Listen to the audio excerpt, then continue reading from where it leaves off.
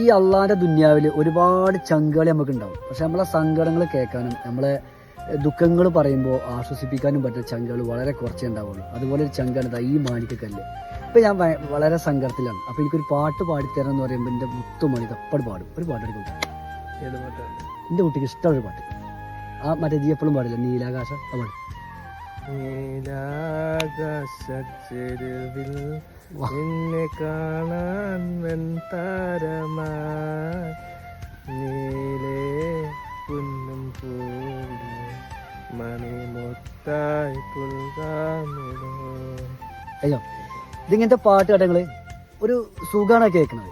എന്താ വെച്ചാൽ നമ്മളെ സങ്കടങ്ങളും വലിയ വലിയ സങ്കടങ്ങളും വേറെ നമുക്ക് ഉണ്ടാവും.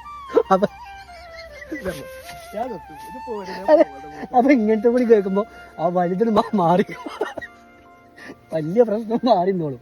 ഇതിൽ ശരിയായിക്കോളും. എന്താ കേട്ടോ.